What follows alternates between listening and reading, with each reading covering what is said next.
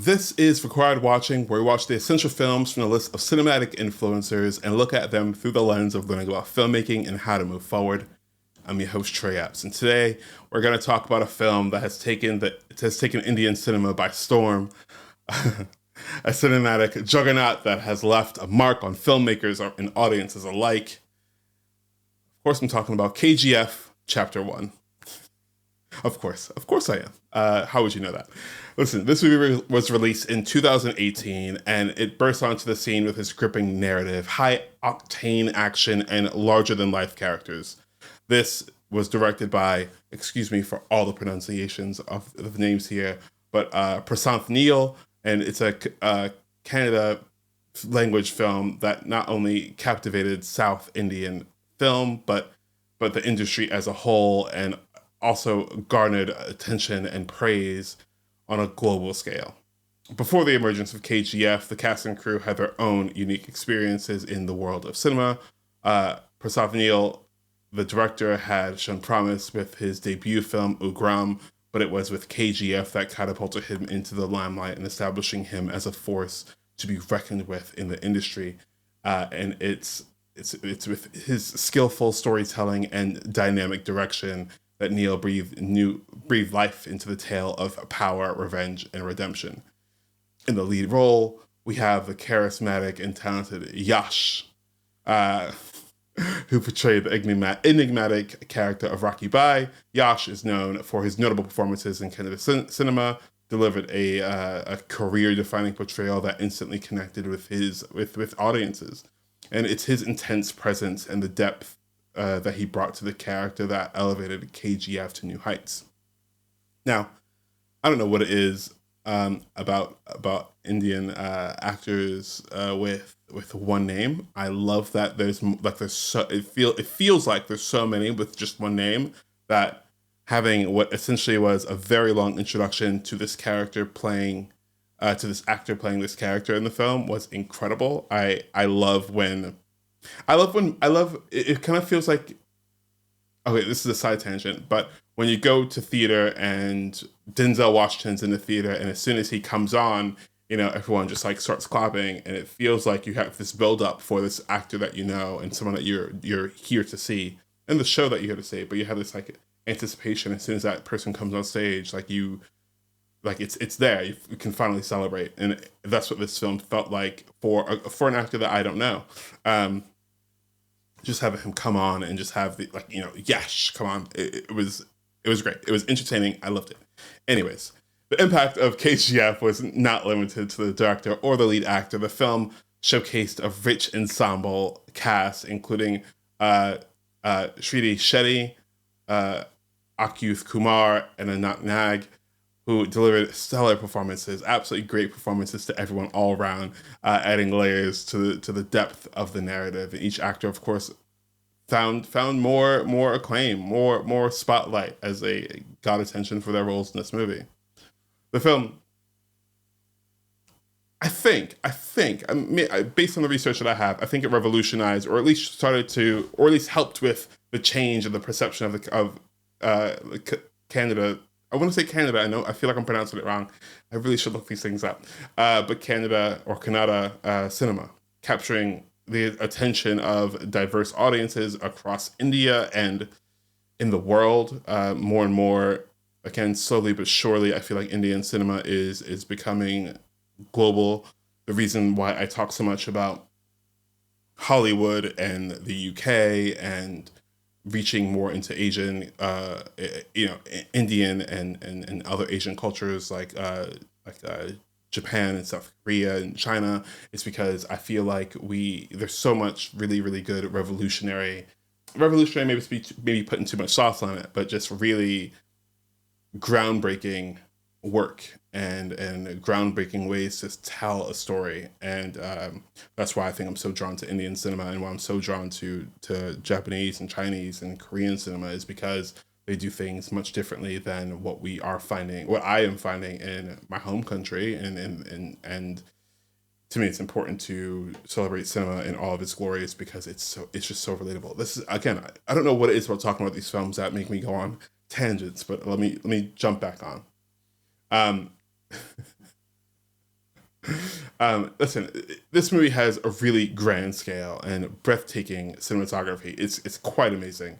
Its meticulous attention to detail set new benchmarks for production values. There's technical brilliance that's coupled with compelling narrative that proves that regional film could compete and even bypass some of the biggest Bollywood blockbusters. The success of this film sparked a new wave of enthusiasm of investment for the region as well. I think this is even how we got, even in part, Tumbad. Filmmakers and producers began to recognize the untapped potential of regional storytelling and embrace the opportunity to push boundaries of creativity. I am often going on rants, like I just did, about how, despite it being Hollywood, despite it being London, despite it being all of these, I guess, capitals of where things are being made out of, there's nothing wrong with something that's really regional, really slice of life, really, not that this is slice of life at all, but like something that is being told and representative of the region, being represented in ways that are big, like these, like this action film, or like something really slice of life and small, is a huge impact. So it's great to hear that there's been an investment in that. Anyways, oh gosh, I'm going so off track. Talking about this film, I think the narrative that grips audiences, it's one that grips audiences from the very beginning, and it's set against the backdrop of the coal gold fields in the 1970s, and of course follows the rise of Rocky Bai, a fierce and ambitious young man who battles against the ruthless underworld, like empire, like kind of like this Five Families type situation. It's a narrative that's layered with political intrigue and intense power struggles and quest for dominance over the gold mines. The high stakes conflicts that unfold keep viewers on the edge of their seats and eagerly awaiting the next twist and turn. It's also full of thrilling action sequences. From hand-to-hand combat to epic battles, the film showcases choreographed fight sequences that elevate the experience. The cinematography and visual effects create a visually stunning world that transports viewers to the gritty and dangerous realm of the KGF. And the film's grand scale and attention to detail make every frame visually interesting.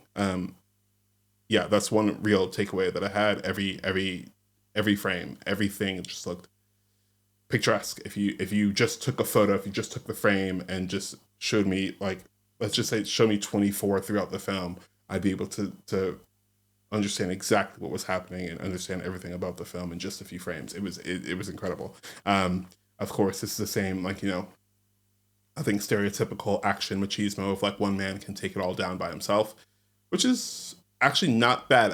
Let's not pretend like it's not fun. It gets a bit boring if that's all you're watching, but I enjoy especially in Indian films, I enjoy the spectacle of watching this one badass guy just like just take down a bunch of goons and people. It's great. Listen, let's just celebrate chapter 1 by ending it right here. Of course, we have the sequel, and I have watched the sequel, so we'll be talking about that very, very soon. But yeah, let's end it here. Is it required? Yeah, why not? Watch it. More importantly, though, subscribe. I think you should subscribe to the channel if you haven't already, and I'll give you 2 good reasons why. I will be picking a few people to either buy their movie tickets. Yes, no matter where you are, I will buy your movie tickets. I'll buy you 2 movie tickets. Or I'll be buying you a year subscription for any streaming service that you want. And I mean any streaming service that you want. That felt weird. And all you have to do is subscribe and tell me about your favorite film. Comment below, tell me about your favorite film. If you've already done this last week, you can do it again. You can even win more than once, although I will be making it random and making it completely fair for everyone. So, yeah, let's do that. Okay? Cool. I'll be continuing to shout this out. We are continuing the end of the year pretty strong, so you don't want to miss out on what we have to to give away as we start to reach really big milestones and start to get really big people involved and filmmakers involved with the channel.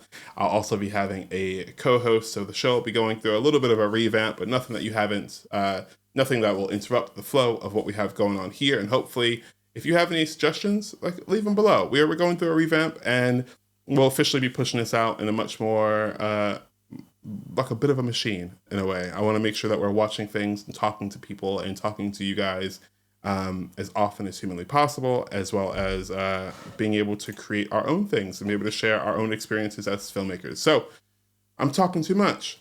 What am I doing? I'll see you next time. Peace.